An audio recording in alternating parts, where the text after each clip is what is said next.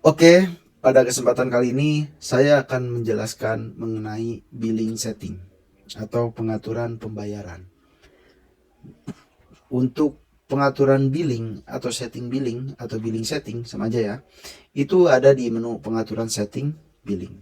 Nah, sebelum saya bahas mengenai ini, mungkin saya akan jelaskan terlebih dahulu ya tipe pembayaran pelanggan yang ada di FR Radius.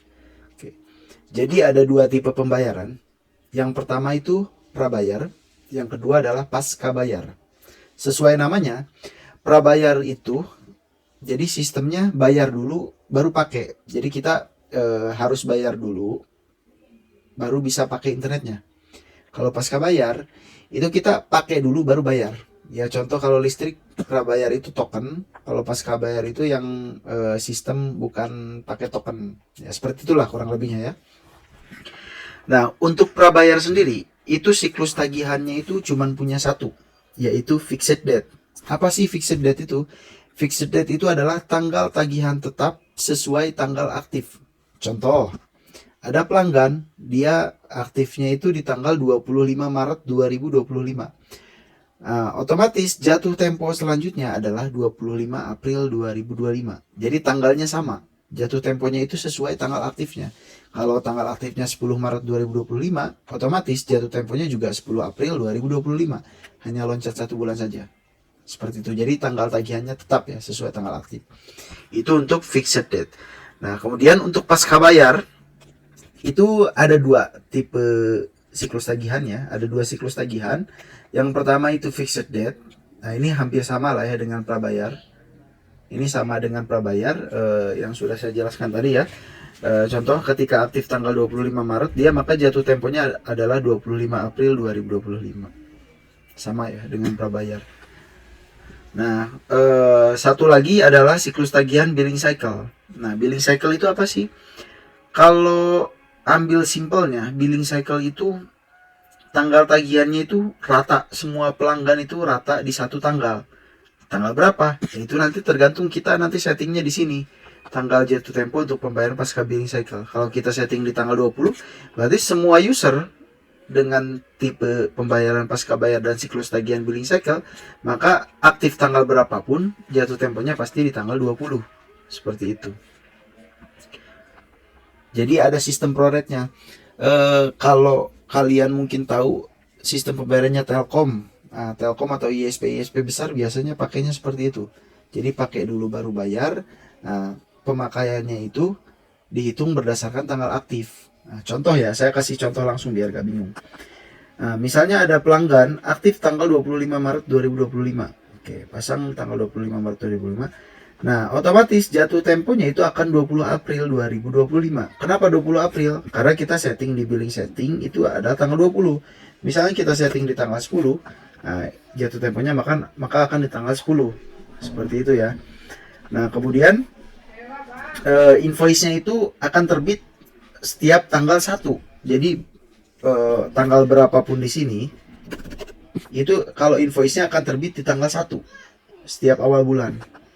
Nah, kemudian pemakaian internetnya gimana? Nah, pemakaian internetnya itu dihitung berdasarkan tanggal aktif sampai akhir bulan.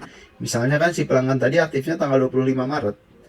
Nah, otomatis nanti pemakaian internetnya itu akan dihitung dari 25 Maret 2025 sampai dengan 31 Maret 2025. Nah, itu yang disebut dengan pro rate atau pro rata.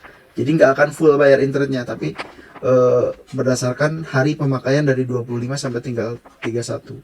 Itu nanti akan otomatis dihitung oleh sistem. Jadi kita nggak perlu ngitung lagi ya. Terus gimana kalau mau pembayarannya full? Berarti tanggal aktifnya nanti kita harus setting di tanggal 1. Supaya nanti pemakaian dari tanggal 1 sampai 31 adalah full pemakaian internetnya sesuai paket. Gitu. Saya rasa sih paham lah ya untuk tipe pembayaran dan siklus tagihan ini. Silahkan ditonton ulang kalau misalnya masih belum paham ya. Oke, kita masuk ke sini ya. Oke, di sini setting billing tadi ya untuk tanggal jatuh tempo pasca bayar billing cycle itu supaya nanti ketika bikin user jatuh temponya rata di tanggal yang sudah kita sesuaikan. Nah, kemudian di sini ada berapa hari generate invoice untuk pasca bayar fixed date. Oke. Di sini 1 hari sebelum jatuh tempo. Kalau kita isi 1 berarti 1 hari sebelum jatuh tempo. Contoh ini yang fixed date ya, siklus tagihan tetap. Contoh tadi yang fixed date itu yang pelanggan ini ya, pelanggan ini dia aktif tanggal 25 Maret, jatuh temponya 25 April 2025. Nah, kapan invoice-nya muncul? Kapan invoice muncul? Berarti kalau di sini kita setting 1, berarti invoice-nya akan muncul di tanggal 24 April 2025. Kalau kita setting 2, berarti mundur lagi, akan tampil di tanggal 23. Seperti itu ya. Sesuai yang kita setting di sini. Nah, terus kemudian berapa hari notifikasi reminder akan dikirim sebelum jatuh tempo? Oke. Jadi misalnya user itu jatuh tempo 25 April ya. User jatuh tempo 25 April. Nah, kalau remindernya kita setting 0, berarti user itu nggak akan dapat notifikasi reminder. Notifikasi reminder itu pengingat. Tapi sebenarnya user itu sudah dapat notifikasi di awal invoice terbit. Nah, di awal invoice muncul itu user dapat notifikasi pembayaran ya melalui WA.